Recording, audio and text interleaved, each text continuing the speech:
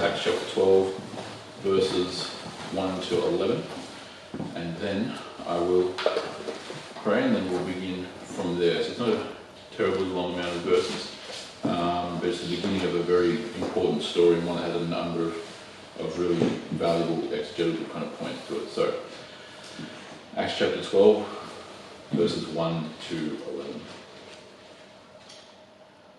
About that time, Herod the king laid violent hands upon some who belonged to the church. He killed James, the brother of John, with the sword, and when he saw that it pleased the Jews, he proceeded to arrest Peter also. This was during the days of unleavened bread. And when he had seized him, he put him in prison, delivering him over to 4 squads of soldiers to guard him, intending after the Passover to bring him out to the people. So Peter was kept in prison, but earnest prayer was made for him to God by the church.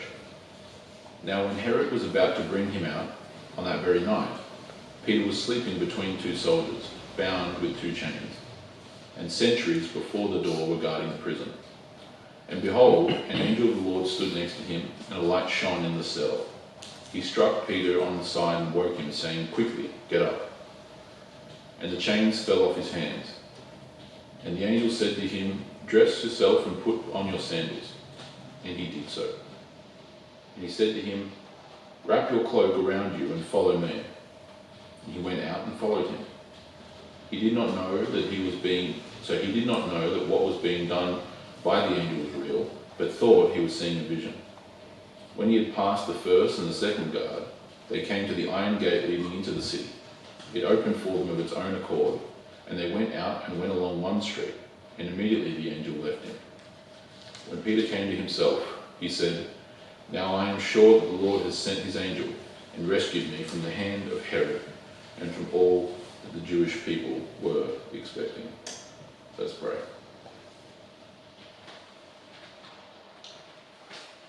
Blessed Lord, who caused all holy scriptures to be written for our learning, grant us so to hear them, to read them, to mark them, to learn them, and to inwardly digest them, in order that we may embrace and ever hold fast to the blessed hope in Jesus Christ. Amen.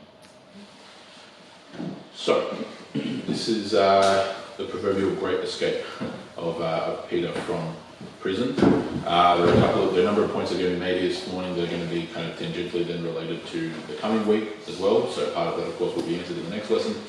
But the fundamentals, though, will be covered here, of course, by the bulk of the meaty part of this story and this historical account. A couple of historical details that are going to be required as we go through, so I'll try and make those as plain as possible, even when they come up. And there are a number of broader implications as well, particularly towards the burial and the resurrection of Christ, that we can kind of draw as well from this, at least comparatively speaking. So we'll do that as we work our way through. So let's begin in verse 1. About that time, Herod the king laid violent hands on some who belonged to the church. Now, when we're talking about, says Herod the king, we're now in the early 40s, as I mentioned in the last lesson. We're in the early 40s AD. For those who have been here in the church history classes, you will have, not the most recent Sunday, but the one before, where I had explained what the tetrarchy was, and you had the 3 sons of Herod the Great, as well as the sister Salome I, formed the tetrarchy, so the rulership of 4. That lasted, at least in its complete form, for 10 years, from 4 BC through to 6 AD, upon which Herod Archelaus, the ethnarch and the eldest of them, dies.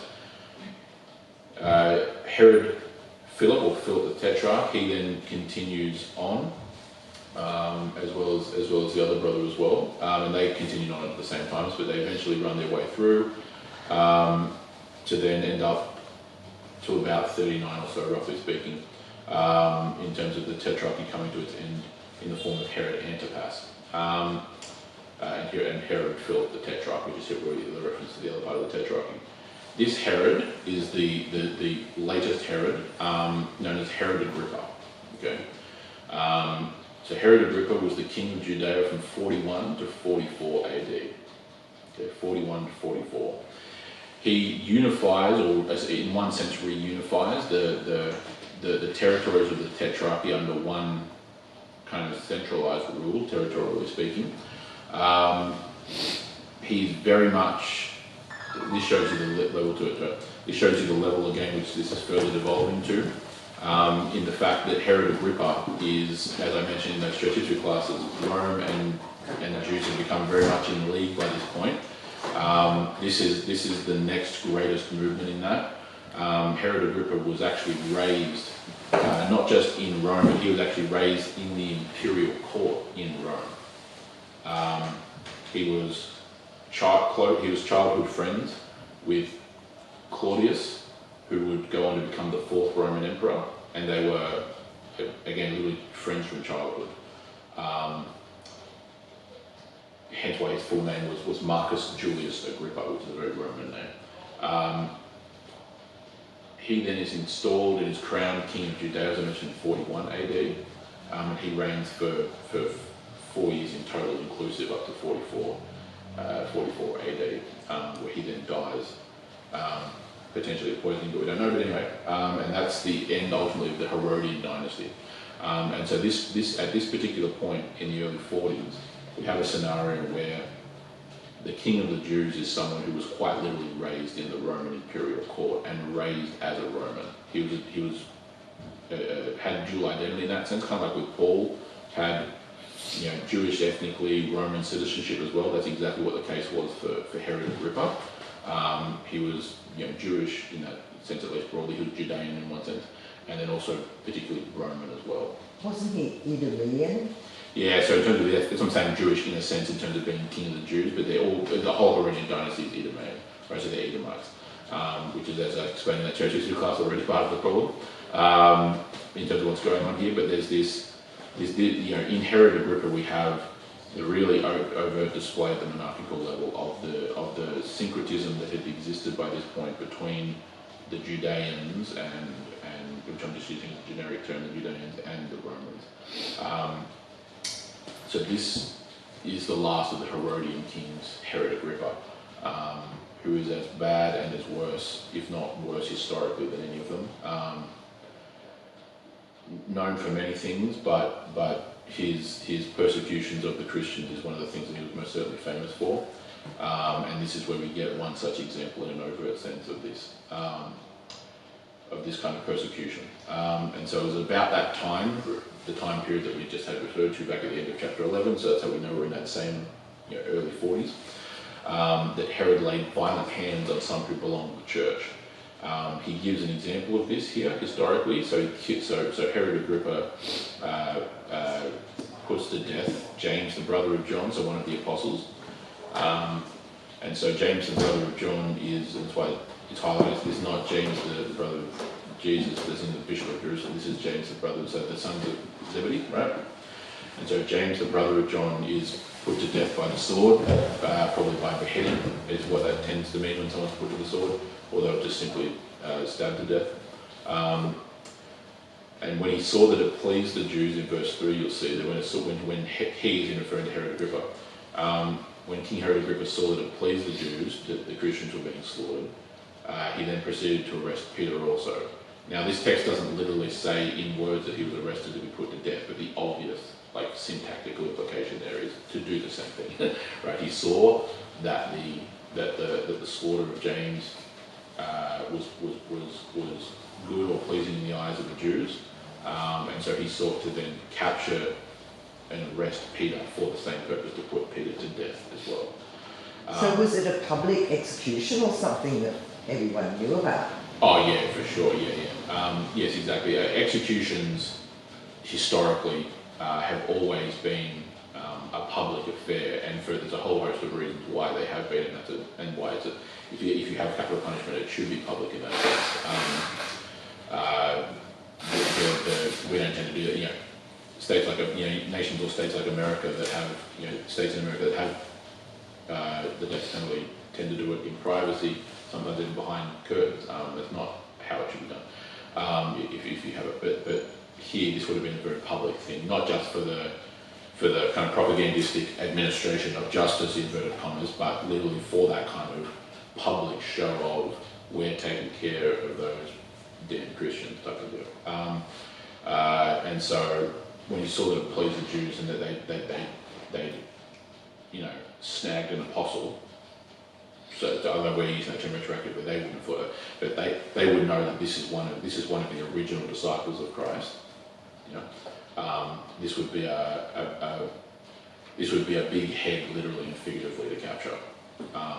And so this is in their eyes it would not that I'm saying they wrote about this. I'm saying I'm anachronistically supplanting this back as an example. It would be like that. We've cut one of the heads off the Hydra, so to speak. That's how it would be viewed. It would have been viewed as a big win publicly. And so they then seek to do that. They obviously have confidence in what they're doing, and so then they decide to try and get Peter, who's clearly the leader of them, at least broadly speaking, as well. So that's why they go after Peter. They manage to arrest Peter, they manage to actually find Peter, capture Peter, and arrest him. And we're told here by Luke historically this was during the days of unleavened bread. Okay, so the Feast of Unleavened Bread, which is connected to Passover. There are some times where the term the Feast of Unleavened Bread or the Day of Unleavened Bread is kind of used synonymously with Passover. Technically, they were different portions of that week-long festival. The specific instance of Passover occurring on the 14th of Nisan, the first Hebrew month, which is roughly equivalent to our April, roughly our March, April, and then the Feast of Unleavened Bread would occur on the 15th. So they're technically different, but there's a number of instances in the scriptures where they're just used synonymously. Does that make sense? So this is basically at the time of Passover, even broadly speaking. Right? So that's why Luke's highlighting that. It also means probably too that there's a lot of Jews in Jerusalem for this, and so this would also gain almost like not almost exactly like the time of the crucifixion of Christ, which also occurred in and around and during Passover. There'd be a lot of people in and around Jerusalem. There'd be hundreds upon hundreds of thousands, potentially even a lot of millions of people in and around Jerusalem, and so the mob mentality is exactly the same as what it would have been during the crucifixion of Christ. It's very, and actually probably technically worse now, because it's now been over 10 years of simmering and seething as the Christians were not wiped out, but instead have actually been expanding in very large numbers. And so these sentiments would have only been worse than they would have been during the crucifixion of Christ, if you can imagine that. So verse 4. When he had seized him, the friend Peter, he put him in prison, delivering him over to 4 squads of soldiers to guard him, intending after the Passover to bring him out to the people. The way that this structurally reads tends to, generally speaking, communicate that these are Roman soldiers, most likely, not exclusively, but most likely. 4 squads of soldiers, a squad comprised of 4 soldiers, so 4 squads of 4 soldiers, in other words 16 guardsmen. So they're not, they've caught a big fish, and so they're taking very important care to make sure that he doesn't escape, which, as we see, does not pan out. But there's the squad here, if we're going off Rome, there's going to be 4 guys. It's exactly what our fire squads are today in a military structure. The basic unit of the infantry is a 4-man squad. So would they get punished, the guards, for when Oh, they do. Yeah. When you get later in this chapter, we're told explicitly Killed? they get put to death. Yep. And there's theological implications for that, which we'll cover that in that lesson when we come to it. We get told explicitly later on in this chapter that all those guards get put to death, get killed. This shows clearly, in my view, that they're misunderstanding Christians even 10 years on. They think that the Christians are a strong, rebellious band that will break into the prison to free Peter, for example. So therefore they're fortifying their defences. it's a clear misunderstanding of what Christianity is. Yeah, because what we get told in verse 5 is Peter was kept in prison, but earnest prayer was made for him by God, to God by the church.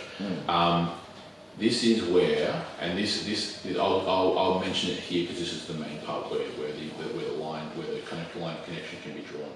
The first 5 verses of this have really, really important insights into the death, burial, and specifically the burial and the resurrection of Christ. Okay,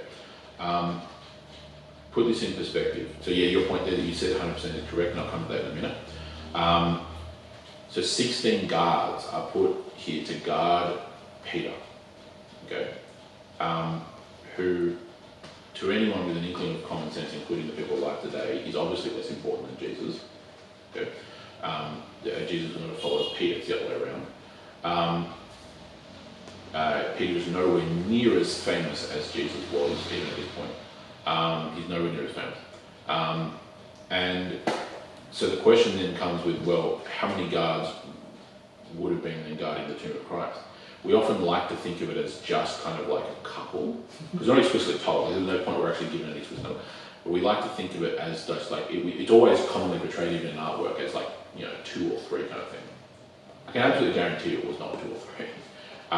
If it was 2 or 3, add a 0 to that number, for sure, right?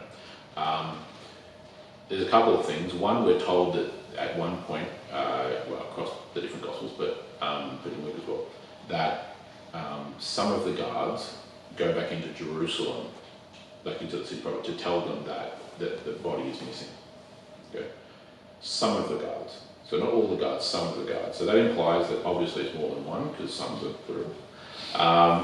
And it also informs us that this group of guards isn't the whole, because by definition it's some of them. So this group is more than just 2 or 3. You don't have a guard, let's just say you have 3 guards. You don't send one of them to say, some of the guards went into it, right? So a group of guards, a squad probably, went in, back to Jerusalem to tell them what happened, which means that the other guards were still left there. Moreover, and more importantly, and this is where the tactical element comes in of using a bit of logic, you know that Jesus has at least 11 disciples who are still active at this point, and that's like at least, like really it's more than that. You know for sure there's people all around Judea who still,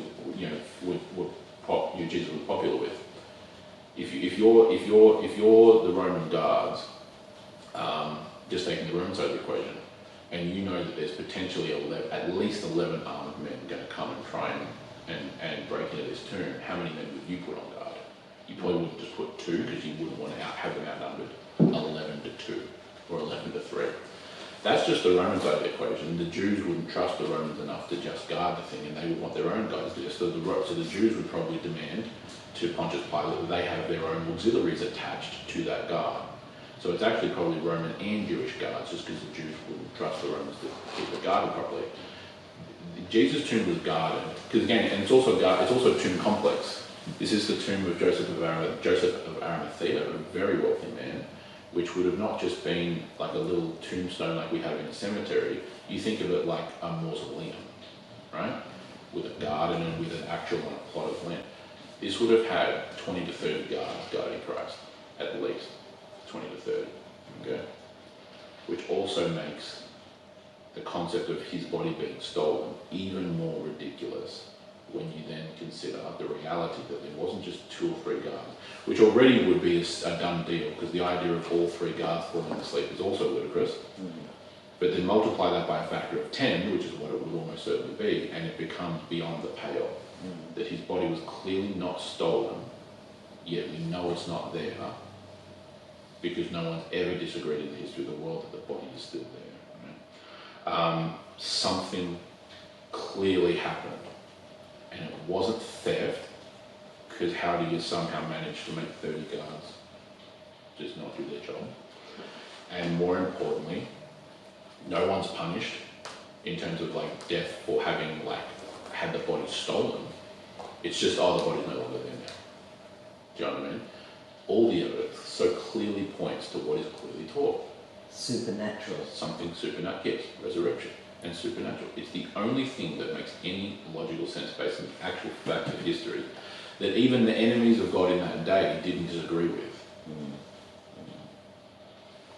That's what we're talking about. It's not just like, we don't just have this wishful. So that's why when I say at different times that the concept of faith is never ever presented as blind faith.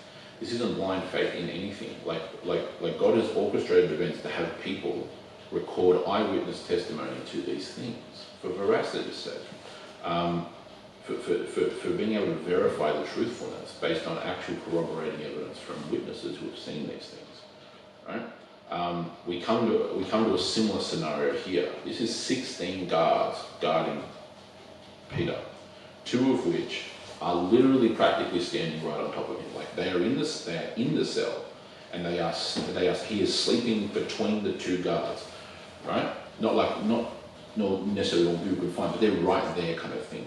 Okay, it's like meter the camera away, and Peter is sleeping right in the middle of it. These guys are not like down the hall, round the corner, watching the footy game, eating donuts, right? These guys are right there, and that's just 2 of them, let alone the other 14 throughout the entire complex, which are all there guarding him, including at the gate. Your point that you raised, which is certainly most apt, is that kind of what I was touching on there, of they would be logically and rationally expecting an armed raid on the tomb, right? That's why the concept of there being only like 2 or 3 guards at Jesus' tomb doesn't take into account the tactical consideration, right? Because of the point you just made there.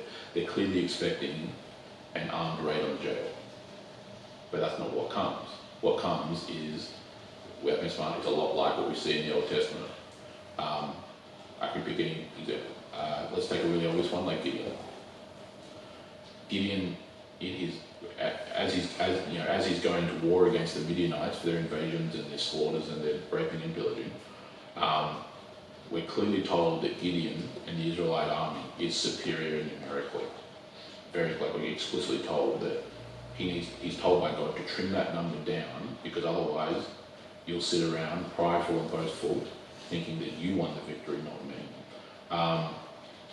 And you won't understand the implications of this. And so he whittles it, as we know, he whittles it down to a force of just 300 men, even though the force originally was probably something like 10,000 plus. And they go forth and they are victorious because of the supernatural aid of God in overcoming their enemies, using very clever tactics, making it appear that they have a larger force. These kinds of various things to demonstrate the power of God and to demonstrate the Israelites are dependent on God and to not get that twisted. This kind of similar scenario is, well, this is similar, it's along those kind of lines of what you mentioned there. It would not have been terribly difficult, in all honesty, to conduct an armed raid of this prison. People have died, but there's even at this point, just in Jerusalem, the Church of Jerusalem is exorbitantly larger than 16 people, right? And the amount of human and military resources you would have to throw at this prison in order to try and defend it from a significant heavy armed force would be probably beyond the pale of what they would be willing or even able to actually muster, at least in Jerusalem proper. But that's not the tactic that's taken. The tactic is very much militaristic, it's warlike, except it doesn't involve an armed assault or a raid. It involves prayer and invocation to God. Because, and almost for the simplistic reason of, I know it seems very trite almost, but for the simplistic reason of, well, why would I conduct an armed raid at this prison when I can just get the omnipotent God to do it himself? You know what I mean? It always seems very simplistic, but that's basically the premise that's drawn. And so they come to him in prayer. They pray. An important implication of this too, by the way, and this will come up, a lot of this will come up when we cover those guards that do get mentioned down in verse 19, I think it is. Verse 19. After Herod searched for him, as in being Peter, and did not find him, he examined the sentries and ordered that they should all be put to death. And so that's what happens. I'll cover more of it there, but I'll at least touch on it here.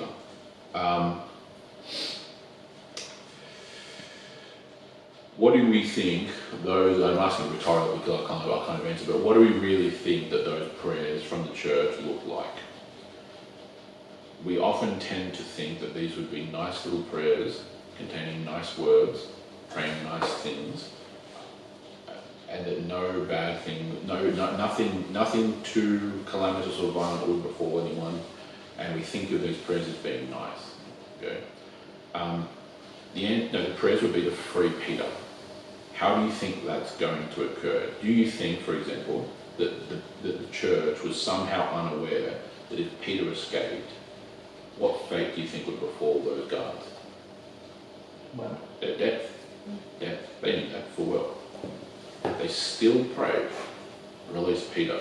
So understand, what I'm trying to do is I'm trying to put in perspective the way in which Christian prayer has to be realistic. Okay? They knew full well, because they were alive and breathing, that the implications for those guards, if Peter escaped, those dudes would be put to death. What if the prayer was, Lord, please free Peter, and if possible, don't allow harm to come to the guards? That's perfectly fine, absolutely. But notice that it's on the grounds of, which is all you can do, if possible, or if by your will. It's an inherent assumed reality that the freeing of, or the escape, the free, as I'm using it synonymously there, the freeing or the escape of Peter is equated with the death of the guards. So that I'm not saying they would have said that, but that more, probably did, right, for sure. That's perfectly fine as well.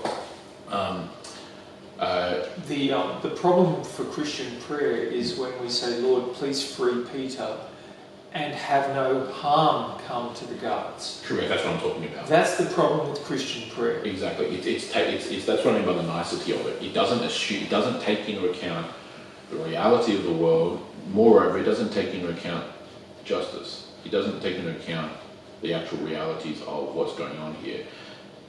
The idea that the guards are innocent in this whole process of anything else, the only fallback you have for that is the Nuremberg defense of, I was just doing my job. Right? I was just doing my job. Well, what was your job? Well, murdering a Christian. Oh, well, okay then, right? Do you understand what I'm saying to you? That was your job, was to imprison a man falsely under completely unjustifiable pretenses, illegally, and to then put him to death for the crime of what? What's the crime here that's ever mentioned? What crime have we seen here that's been committed other than just existing, right?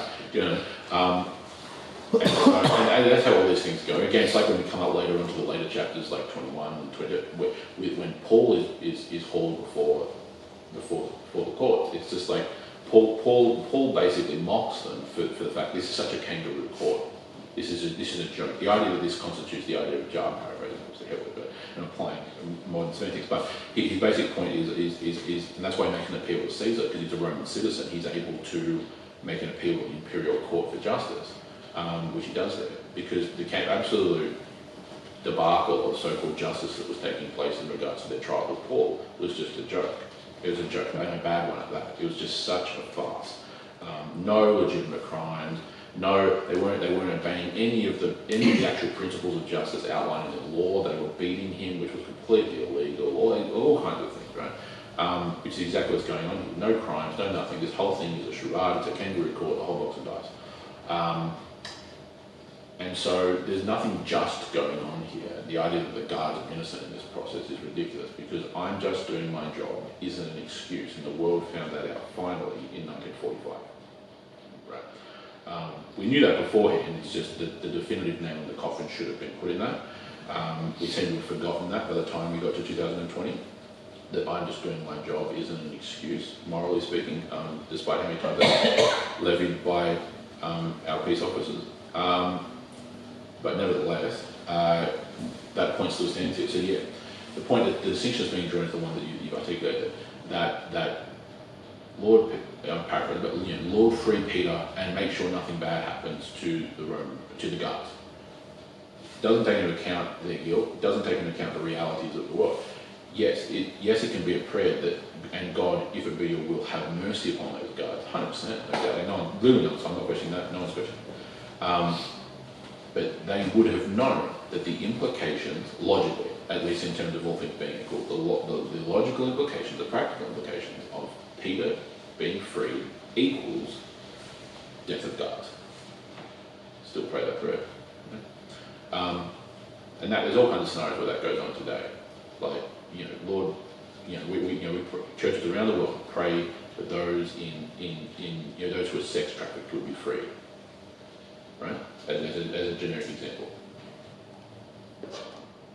Someone gets freed or rescued from sex slavery. What on earth do you think happened to that part of that ring? You think that nothing? You think there's no implications? You think no one gets taken for a car ride they never come back from? Like, you don't think that happens? Of course it happens. Like freeing someone, freeing people from the terrors of cartel activity in their region, and you think so the cartel loses that territory. You think no one's hands are getting chopped off in that product. You think no one's getting a bullet in the back of their head. You don't think anyone's kids are going to get tortured. What do you think's happening? Like, this is the reality of the world. Like, what do you think happens when these things happen? So that's an important aspect to keep in mind, because it shows you the seriousness of righteousness and justice in the world, and that when righteousness is done, often evil ends up doing evil to other portions of evil, and that's how it goes and works. So praying for mercy. No one's disagreeing with that concept, but still under the logical and practical reality that they're praying for Peter's release, knowing full well, that the consequences will be death for the guards, but that is still the worthy prayer, because the guards are not innocent in this process. No one is innocent. So that's why by the time we get through, spoiler alert, everyone in this process dies. The guards die, Herod Agrippa dies, right, by the time we get to the end of this chapter. Everyone involved in this false arrest and imprisonment, which by definition is kidnapping, false imprisonment, and I said, and it's a desire to put an innocent man to death, results in real world consequences for those who conduct this evil. And this is the justice of God playing out righteously. So let's continue on verse 6 and see how this plays out. Now when Herod was about to bring him out, on that very night, Peter was sleeping between two soldiers, bound with two chains, and sentries before the door were guarding the prison. Okay, so there's guards all around, guards in and around the cell, guards are actually guarding the doors. Verse 7, and behold, an angel of the Lord stood next to him, and a light shone in the cell. He struck Peter on the side and woke him, saying, quickly get up. That would be an interesting sight to wake up to, I'm sure. But this is an angelic figure on a mission to actually do exactly what he's been sent to do. Does that mean the guards were asleep too? That so they just didn't see? Great question that many people have asked. Here's where I land on this, because we're not explicitly told, so an element of it is mysterious, but that's kind of the point of what's being communicated, in fairness. The answer is they're not asleep. They're just not, they've been blinded one way or another to what's going on. So they're going to say, this is my point about the crucifixion, the burial and resurrection of Christ. All right, there's clearly something supernatural going on. It makes no logical sense that they all naturally fell asleep. That should be fairly self-evident. We're not explicitly told that they're asleep or anything else at this point. Literally all we're told is the guards are there and this angel walked Peter right out of the jail. That's the extent of what we're told. So they must have been blind. The logical concept, the logical implications of this is that they're wide awake and that it's almost like Peter and the angel are being like supernaturally cloaked in one sense. Does that make sense? I know I'm trying to. It doesn't really. You don't really have an image of what that actually looks like, but it's that's the implication. Again, none of these supernatural things are irrationally logical when you take into account the omnipotence and the omniscience and the omnipresence of God. It's not. We're talking about the God who created all matter ex nihilo, out of nothing. This is far further down the rung of difficulty than the inverted commas difficulty is not really difficult for him, but in terms of like the actual substance of what's going on, then creating everything, right? The God who created matter can therefore have control over matter. It's not, that's a very fairly logically straightforward concept. And so his ability to make these two people unseen whilst people are awake, again, is something well within the realms of his logical power. And so he is, the angel says, get up, and the chains fall off his hands, right off, because Peter was chained, as it said back in verse 6. So verse 8, the angel then said to him, dress yourself and put on your sandals. And he did so. And he said to him, wrap your cloak around you and follow me. And he went out and followed him. It's not meant to be a slight, it's meant to be humorous. It's nice to see Peter just listening to the angel and actually just doing whatever he says for the first time. The other encounters that we've seen, like back at when the guards and when the soldiers and the servants of Cornelius were sent to him, and he had the initial vision, and he was questioning what the vision was, and he wasn't sure what about this, and Lord, but I don't, the constant questioning. I think he learned from the encounter of Cornelius, just follow and listen, which he did in that encounter. Like Cornelius, he followed the guard and the servants from Cornelius and went back up to Cedar Philippi Mount Etna, and yeah. Can I just add, go beyond, return to the previous point you made regarding the supernatural happenings here, where the chains fall off and the guards are, and they become, your contention is that they became invisible to the guards? Well, in some kind, using in a supernatural way. Yeah. I don't agree. I would say that there are 16 guards who are going to die as a result of this episode. Yeah. What would the Lord do? The Lord would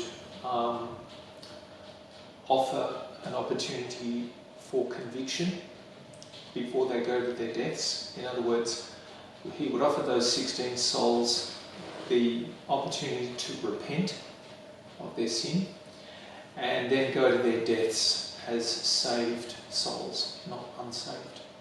And so what I'm contending is that the guards saw. They saw something that freaked them out. They realised that it was a God intervention. In between seeing and going to their executions, perhaps a few days later, they got right with God. And they couldn't have done that as effectively if Peter and the angel were somehow invisible. They saw what was going on, and there was no other explanation to these 16 souls than God has been amongst us. Yeah. And so they went to their deaths as believers. Yeah. The major point of contention I would have with that is that we're not given any indication on those lines. Sure, there are other instances in the Bible that I could link it to, such as the prophets of Baal, the 400, maybe more, 450. 400-ish, yeah. The Lord did them a great favour. In one sense, sure. Yep. Because they all knew that Elisha's fire was superior to theirs, that Elisha's God was superior to theirs, and so when they were executed, they were believers. If they were not executed and they'd lived for another 20, 30, 40 years, maybe they would have fallen away. Look at Christians. Gone back to Baal. Look at Christians falling away. Yep. So the Lord actually offered those prophets of Baal an amazing opportunity to get right with God before their heads rolled. Yeah, for the obvious logical reasons of justice. Yeah. Well, that would require us unraveling all that story, of course. But the issue I would have is that we have a scenario where we're not given any indication along those lines, and moreover, we're told down in verse, where is it? 7 or somewhere around there. 18. Now when the day came, there was no little disturbance among the soldiers over what had become of Peter. No little disturbance, as in like there was great disturbance. They clearly understood that something supernatural had happened. So that point's 100% correct. That's kind of what I'm trying to communicate anyway. There is they clearly knew that something spectacular had occurred, something beyond the pale, so to speak. The issue is that it's more of that would be an inference, what's being kind of proposed there, that I don't see the grounding for, mainly because it's not, like, it's one can, I suppose, presuppose the inference. I don't think it's helpful to go as far as, I'll say the same thing when it comes back, let's say I don't think it's helpful to presuppose that they somehow converted, because I think it actually takes away from the theological thrust of what's being accounted for us historically. That'll make more sense next week once we actually get through 12 to 19, which is the next lesson. So once we've actually had time to then cover what happens here, then we'll then obviously expand that more. So take this morning to the result. But nevertheless, yeah, it's a lot of inference that's coming from not the text. That's the only issue.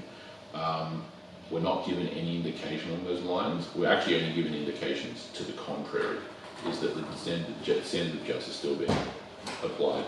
I'll repeat the same thing so it feels as well. So the point I was making was that is that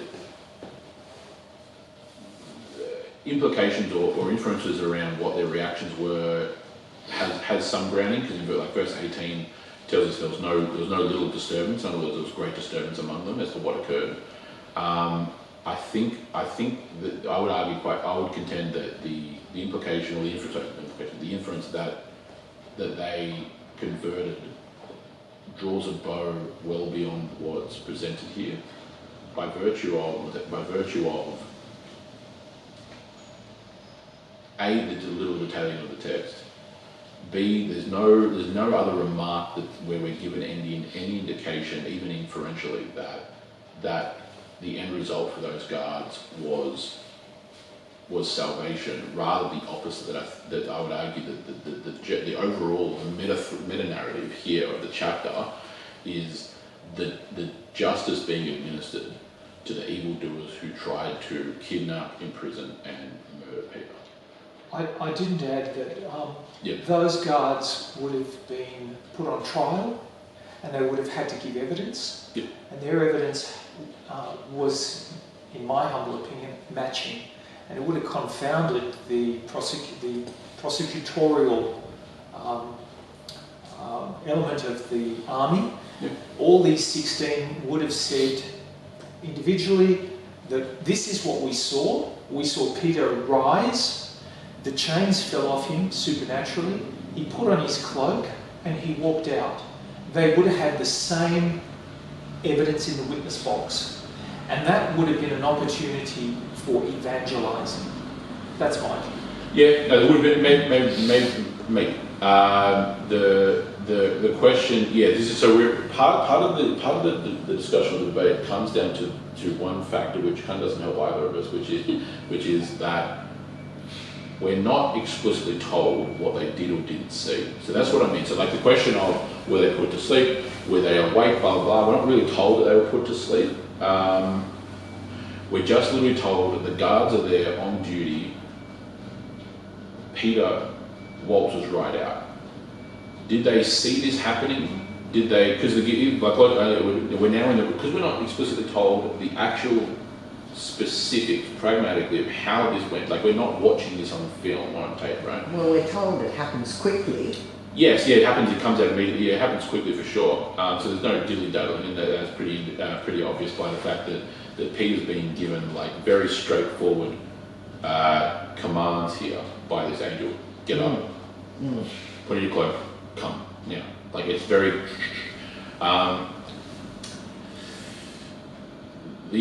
Because we're not told explicitly what does this look like on film, if we were to proverbially capture it that way, we're trying to draw, there are inferences of what, the other inferences can't really be made because there's this gap that's been just left hanging for us, and that's fine though, that's not a problem that it's been left hanging in terms of this because it's clearly indicating something beyond just the normal material things that happen in the world happened here by the power of God who himself is beyond material. And that simple reality is enough of the equation. Okay. What did because we're not told that they fell asleep, what did this look like to them? Like we're thinking about what did this look like to them? Did they physically see Peter walking out the cell, walking down the hall, walking out the gate? And what happened? They weren't like, were they physically restrained? They weren't able to do something? We have no idea. Did they even see it happening? Right? Is it a matter of these dudes are on guard and they see nothing happen, and then he's not there anymore? You know, we don't know. We're making inferences beyond what we have the capability of making. You understand? So the point is that then what the aftermath looked like of, okay, what was their argument as to what they saw? Well, we can't tell because we're not told how it went down. We're just told that it went down, and the specifics of what did that look like to them, if anything, because again, even then we don't know what it looked like. So that's why we're given literally one sentence, right? The verse 18, when the day came in the daytime, right? They were greatly disturbed, right, as in the soldiers, about what had become of Peter. And then verse 19, after Herod searched for him and did not find him, he examined the sentries and ordered that they should be put to death. That's all we're told. Okay. So anything beyond those base details is by definition inference. And I think that the greatest bow to draw is that they ended up converting, because there's nothing, not just even in terms of literal wording, but there's nothing even in the theological trajectory of the passage which seems to indicate that or point out. So let's continue on through the rest of it. So we had just the end of verse 8. So verse 9, he went out and followed the angel. He did not know that what was being done by the angel was real, but thought he was seeing a vision. So again, it's obviously Luke getting the account from Peter, which is where this will come from. Peter would be the source of this account. And so, yes, he thought he was having another vision. He didn't realise this is happening in real life. Understandable, one would suppose. That confusion as to what was going on was there. Very much understandable, considering the fact that the last major encounter he had with anything involving an angel involved a vision, right? Involved God communicating something to him in that particular fashion. Okay. So verse 10. By the way, let me also put a point in there that hopefully kind of maybe adds to the point I was making earlier. Again, the Acts of the Apostles is a historical account written by Luke, who travelled around the world gaining eyewitness accounts of what is obviously constituted in the book. Yeah, this story is coming from Peter, right? So it's actually quite understandable. We can tell that by that, right? That's not, he couldn't have spoken to someone else who was part of the jail system and being able to somehow get an idea of what he says there in the second half of verse 9. That's a personal thought on Peter's part, right? He did not know what was being done by the angel. He did not know that what was being done by the angel was real, but thought he was seeing a vision. That would only come from Peter explaining his perspective, because the story is coming from Peter, because Peter's the eyewitness to this story. So that also aids in us in at least understanding why the specifics of what did this look like to the guards. Well, Peter can't know what this looked like to the guards because Peter's not one of the guards. You know what I'm saying? Peter's looking through his eyes and his own understanding of what's going on here, not the guards. And he thought it was a vision.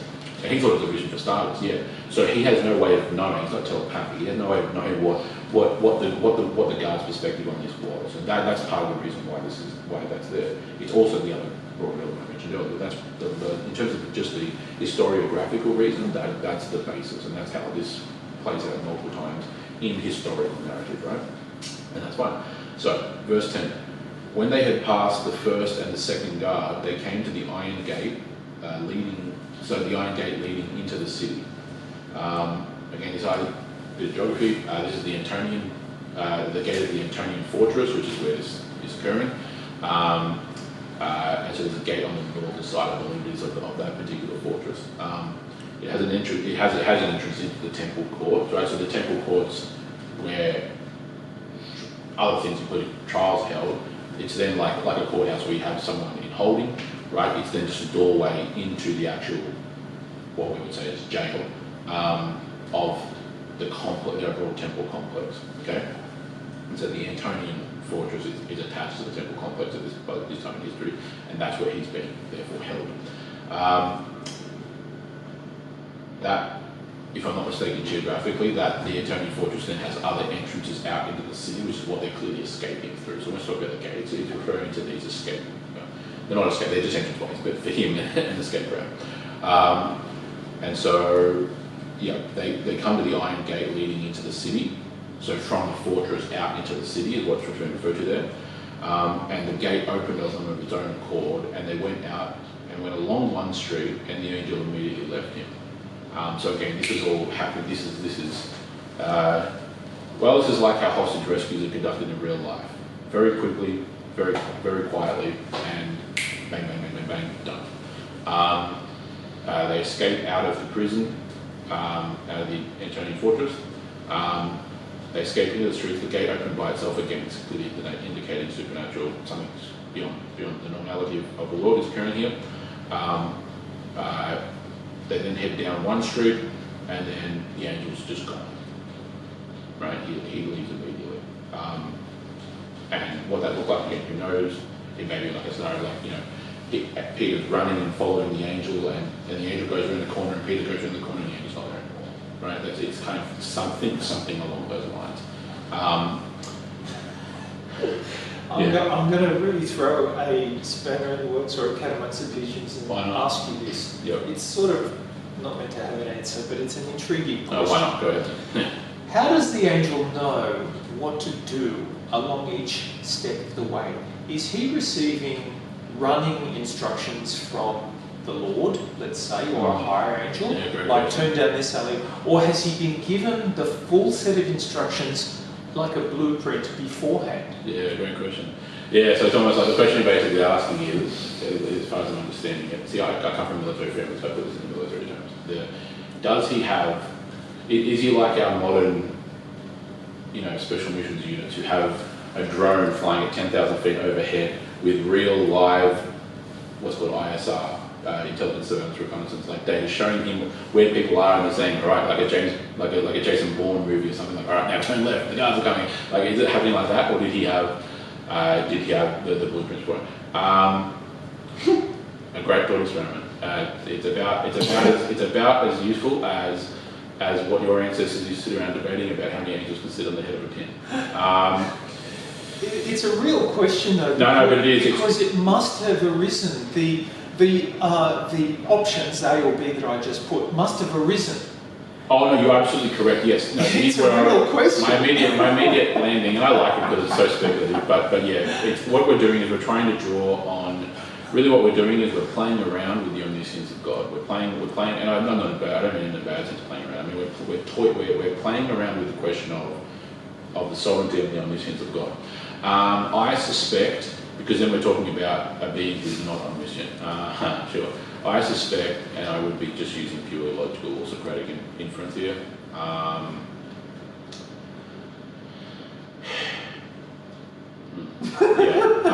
would suggest most likely that, logically speaking, it's all I can use here. I can't use a text, obviously, with nothing written about it. I'm just using a logical inference. I would logically suggest that this angelic warrior, essentially, this figure has been given very, very clear, concise instructions. Arrive here, move here, open this, walk out, turn right, walk X amount, turn left, turn right, gate will open, go forward, turn, to that degree. Okay, so this guy is just it's just like we do on the human level, right?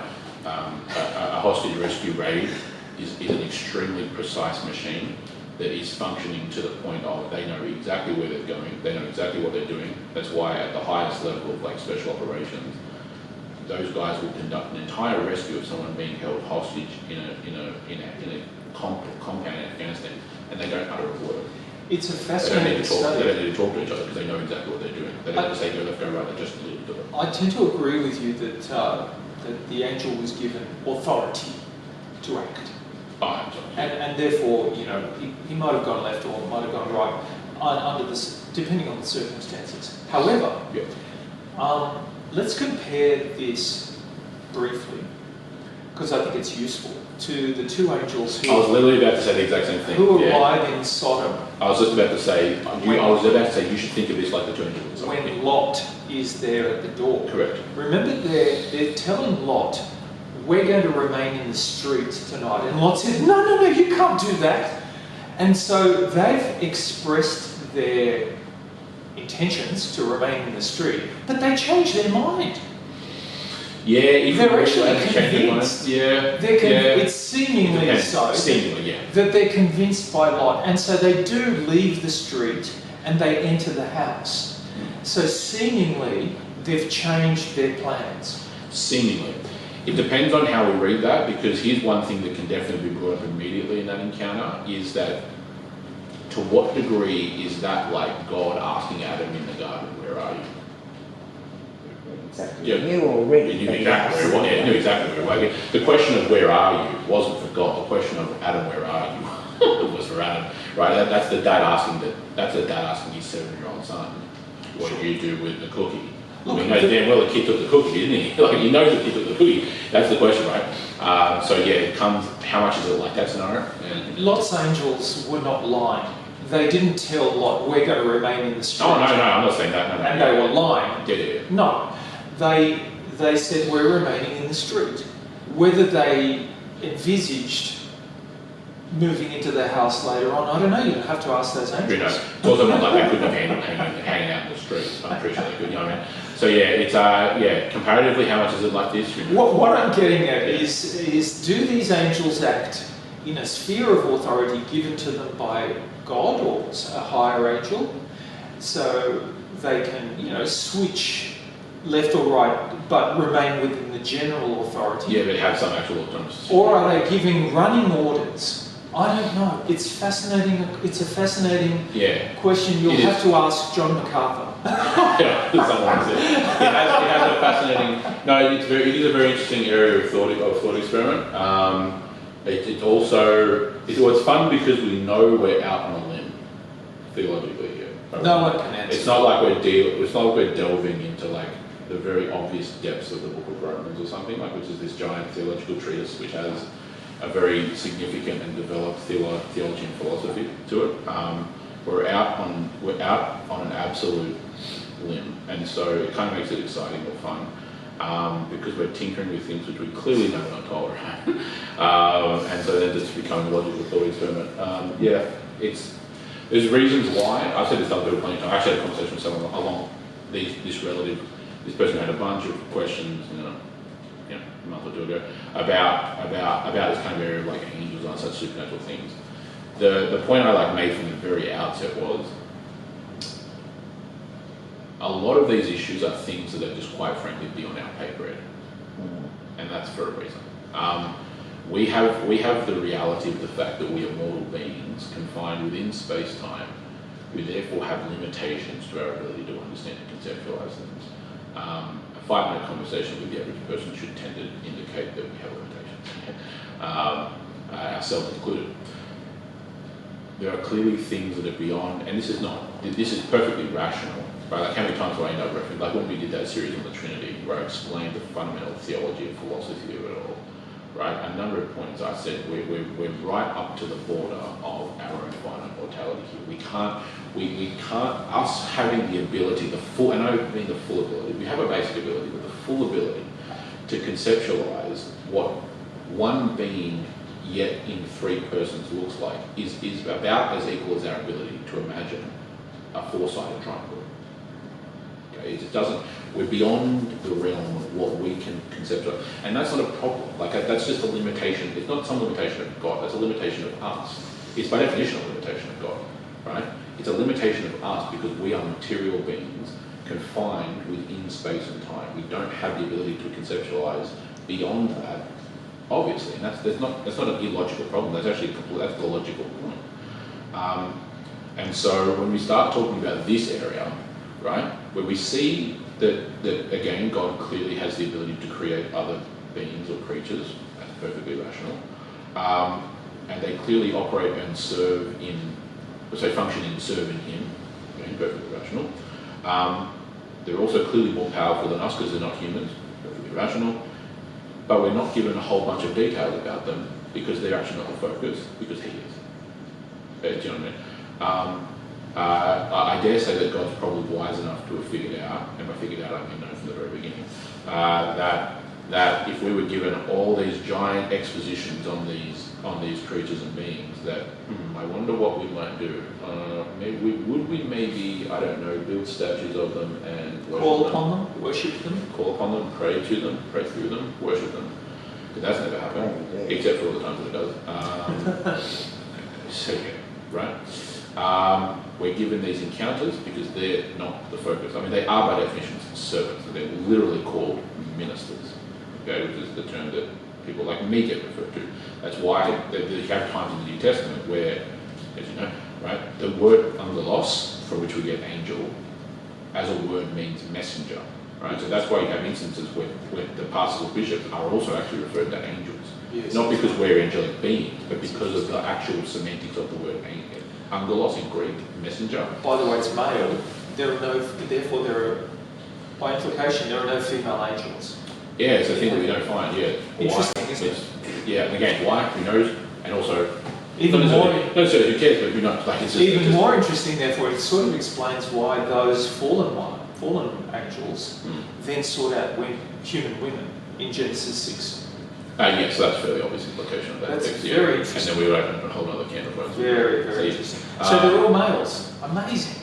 Yeah. Amazing. Why? Who knows? That's the point. Yeah. So it's like the interesting areas of theology, but because it's again, our theology should be dedicated. Our theology should be broad. It should be wide. We should study all these things. No doubt. No one's questioning that. But also the amount of time and knowledge or like in terms of intellectual rigor that we dedicate to a given area should be, roughly speaking, commensurate with how much time the scriptures actually dedicate to it. Right? That's a fairly logical point, I would probably argue. And so a lot of the implication of these things is, what's this like? What's that like? Well, we're not told, which probably means God's going, hey, why don't you focus on the things? Why don't you focus on the things that matter, like I don't know, following Christ better, or like or repenting of your sins, or of growing in holiness, like the things that actually really do matter to you personally. You know what I mean? That's basically the point that gets wrong. So let's finish off this text here.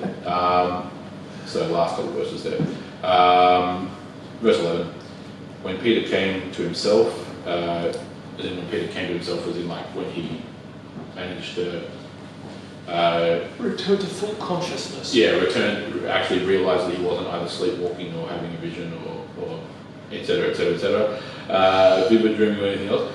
When Peter came to himself, he said, "Now I am sure that the Lord has sent his angel and rescued me from the hand of Herod and from all that the Jewish people were expecting." So in other words, he comes to the realisation, well, that just happened, it's Luke explaining that he came to the realisation, that really just did happen. I'm not asleep. I'm actually awake, and that really did just happen. Which would be a very interesting thing to see, like the third person fly on the wall as to what that looks like when you realise that you're not actually asleep or sleepwalking, but rather this happened in real life.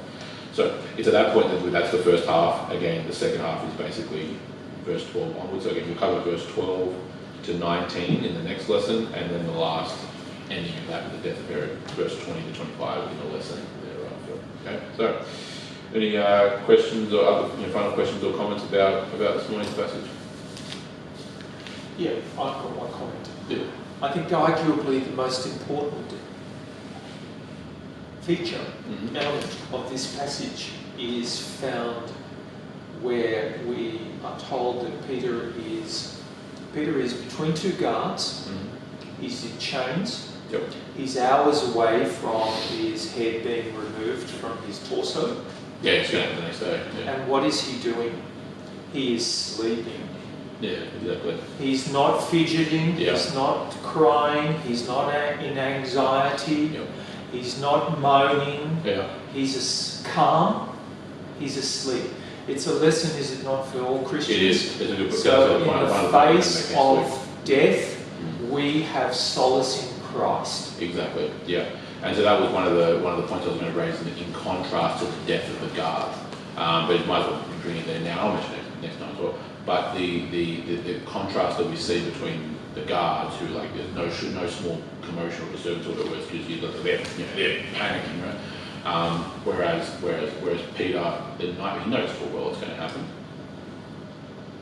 He's spending his last hours having a nap. That's how cool, calm, and collected. That's how cool, calm, and collected this dude is under this. Even at that point, is that not orders of magnitude worth of growth from denying Jesus 3 times because you're afraid of him? You were afraid 10 years ago. I'm using roughly more than that. Roughly 10 years ago. Yeah, 10 years ago, you were absolutely wedding yourself about the exact same scenario. Like literally, the reason why he denied Jesus 3 times, said, "No, I'm not a Christian. I don't know. I don't know." But he did that 3 times. The reason why that happened is because of the fear of being captured and put to death, which is literally this scenario. And so 10 years ago, he rejects Christ, he denies Christ in order to save his own skin. 10 years later, he's put in the exact same scenario in Jerusalem. Hey, and by the way, notice this as well, because this is a point that has to be raised. Also during Passover, this is the Feast of Unleavened Bread. He is here, roughly 10 years later, literally in the same place on earth, at the exact same time of the year, under the very same circumstances that he found himself in over 10 years ago. And this... Could it be 40 AD or must it be 41 because of the... No, I'm saying 10 years roughly. We know it's at least 40. It's at least 40, somewhere between 41 and 44. 41, 44. We're not told... So the one thing that happens is... So by the time we get to verse 20, we're not told that that's in connection to the events. So the death of Herod, we're not told that the escape of Peter and the death of Herod happened at the same time. Because it just, by the time you get to verse 20, it just says, "Now Herod was angry with the people of Tyre and Sidon, and they came to him with blah blah." So it's by the time we jump forward in time by the time we get to verse 20 by probably like a year or 2 or 3 years. Herod Agrippa reigns 41 to 44. He dies in 44, and this is the death of Herod Agrippa in 44. Okay, so we're not given any literary reason to think that this is in connection, right? Because like we were back in the beginning, verse 12, about that time. So in other words, about that time in connection to what we had in chapter 11. Verse 20 just moves on. Now Herod was angry by, so it's moved on in time very clearly. So this is probably 41 and 42. So again, it's 12-ish years after the death of Christ, right?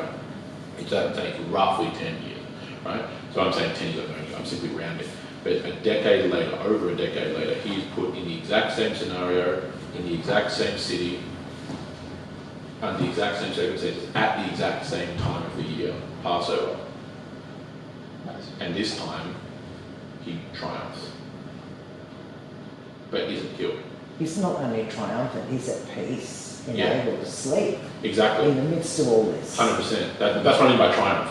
His actual, the way he goes about this, and the glad acceptance of death, knowing that death is not the end for him, but rather he has the full knowledge and assurance that Jesus was telling the truth. And he believes that, right? He doesn't falter under the pressure.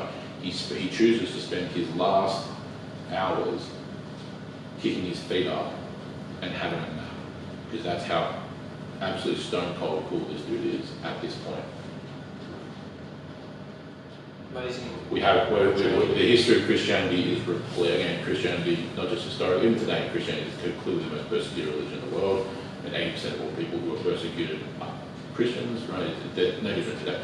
That's always been the case historically. And the history of Christianity is literally replete with example after example after example after example of the servants of Christ gladly going to their unjust deaths.